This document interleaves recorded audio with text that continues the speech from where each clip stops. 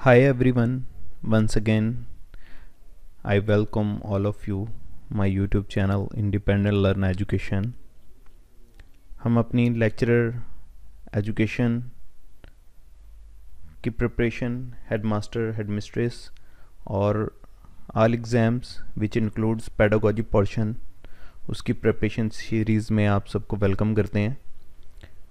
हम history of western educationist में आज जिनको डिस्कस करेंगे वो अमेरिकन एजुकेशनिस्ट हैं Helen Parkhurst. She was the student of Maria Montessori, जिनको हमने कल डिस्कस किया था। Maria Montessori which belongs to Italy, और जिन्होंने मॉन्टेसरी मेथड दिया था एजुकेशन के अंदर, इनका बड़ा रोल है। तो ये इनकी स्टूडेंट रही हैं Maria Montessori. She emphasized on individualized instruction, यानी कि ये बच्चे की इंडिविजुअलाइज्ड, हर बच्चे की उसकी नीड के according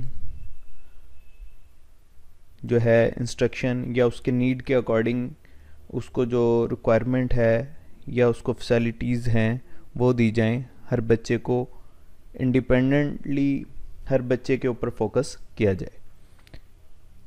she also emphasized on self reliance, यानी कि बच्चे के अंदर आपको ऐसा स्टूडेंट या ऐसा सिटीज़न डेवलप करना है जो खुद काम को बेहतर तरीके से कर सके। And next, people led teaching, यानी कि ये सपोर्ट करती हैं चाइल्ड सेंटर्ड अप्रोच को एजुकेशन के अंदर, जहाँ टीचर का काम क्या हो, सिर्फ एज ए फैसिलिटेटर या एज ए गाइड।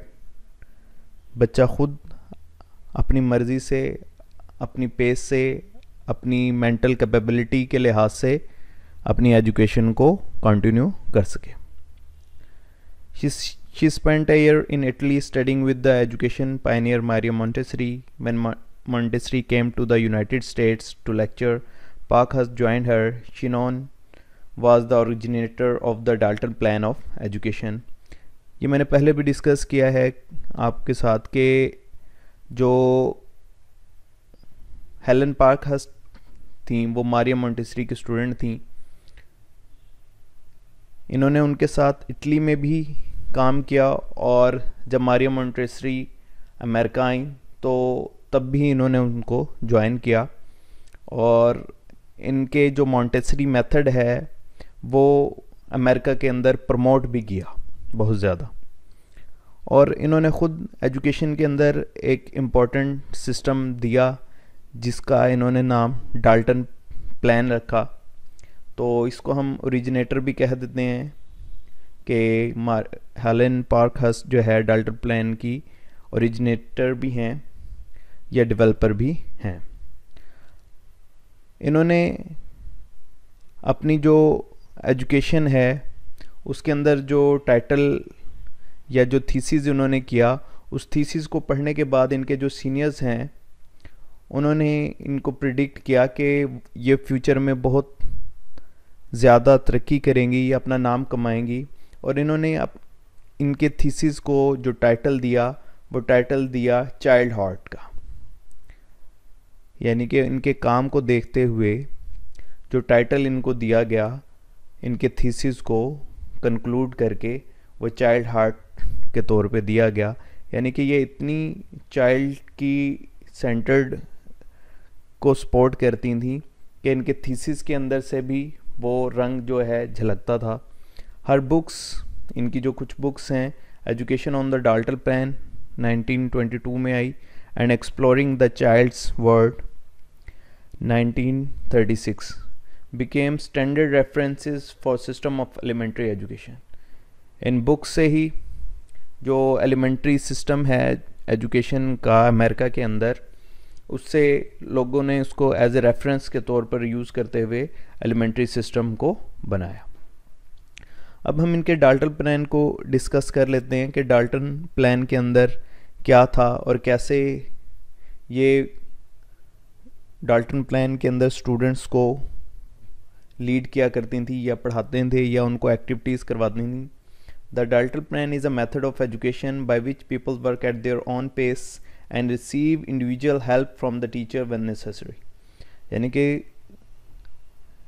ऐसा नहीं था कि उनको एक फिक्स टारगेट दे दिया जाता था कि इसको उन्होंने स्पेसिफिक टाइम में कंप्लीट ही करना है, बल्कि हर जो स्टूडेंट था वो अपनी पेस के या अपनी इंटेलेक्चुअल डेवलपमेंट के लिहाज से अपनी एजुकेशन को कंटिन्यू करता था। और दूसरा क्या था कि टीचर हर स्टूडेंट को इंडिविजुअली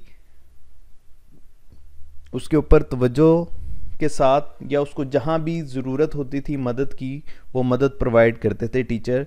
यानी कि teacher as a supporter, facilitator, guide के तौर पर काम करते थे। ये टोटली क्या है, एक चाइल्ड सेंटर्ड जो है सिस्टम था जो डाल्टन प्लान था। There is no formal class instruction, student drop time tables and are responsible for finishing the work on their syllabus और असाइनमेंट। इसमें ऐसा नहीं था जैसे एक फॉर्मल एजुकेशन इंस्टीट्यूशन है कि फ़िक्स टाइम में स्टार्ट हो रहा है और एक फ़िक्स टाइम में एंड अप हो जाता है।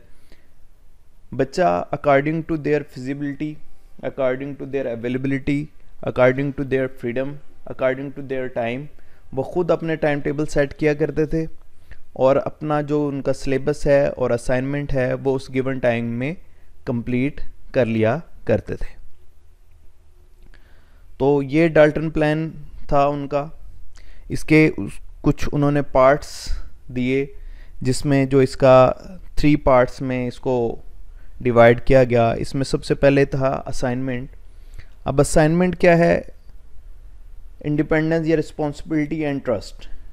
असाइनमेंट क्या थी कि उस बच्चे को जो आप असाइनमेंट दे रहे हैं या कोई काम दे रहे हैं उसे हम असाइनमेंट के तौर पर यूज़ करते थे। Giving responsibility to learners to learn according to interest and ability. यानी कि बच्चे को उसके शौक़ और उसके जो इंटरेस्ट है उसके मुताबिक उसको काम दे दिया जाता था या उसको वो फ़राइज़ रिस्पॉन्सिबिलिटी दे दी जाती थी और उसके अकॉर्डिंग वो अपनी स्टडी को कंटिन्यू करता था। सेकंड नंबर पे है लेबॉर्ट्री। अब लेबॉर्ट्री यहाँ क्या है, ये way student seek best way to achieve assignment. Laboratory वो प्लेस थी जहाँ उसे इस तरह का इन्वायरमेंट दिया जाता था कि जो असाइनमेंट उसे असाइनमेंट के तौर पर जो रिस्पॉन्सिबिलिटी मिली है वो उसे बेहतर तरीके से उसके अंदर परफॉर्म कर सके या उस रिस्पॉन्सिबिलिटी को पूरे तरीके से कंप्लीट कर सके। लास्ट में है हाउस। हाउस क्या था, way teacher acts as a counsellor to give lesson. अब हाउस को में क्या था, ये एक स्पेसिफिक इन्वायरमेंट था जैसे एक क्लास का इन्वायरमेंट होता है जहाँ टीचर एज ए गाइड बच्चे की मदद कर रहा है उसकी रिस्पॉन्सिबिलिटी को कंप्लीट करने में। उसे वो तमाम कुछ कॉपरेशन के साथ उसे वो तमाम कुछ वहाँ प्रोवाइड किया जा रहा है ताकि बच्चा बेहतर तरीके से अपनी रिस्पॉन्सिबिलिटी को अचीव कर सके। तो डाल्टन प्लान के जो मेन 3 पार्ट्स थे वो यही थे, असाइनमेंट, लेबॉर्ट्री और हाउस, जिसमें बच्चा अपनी फ्रीडम से और दूसरे बच्चों के कॉपरेशन के साथ, अपने टीचर के कॉपरेशन के साथ अपनी असाइनमेंट को, अपनी रिस्पॉन्सिबिलिटी को कंप्लीट करता था। आई होप आज का लेक्चर आपको पसंद आया होगा। कल हम अपने एक न्यू एजुकेशनिस्ट के साथ इंशाल्लाह आएंगे। आज के लिए इतने ही। हम अपने मोटो के साथ एंड करते हैं, learn and lead the world independently. Subscribe my channel, like, share and press the bell icon. My best wishes with all of you. Thanks.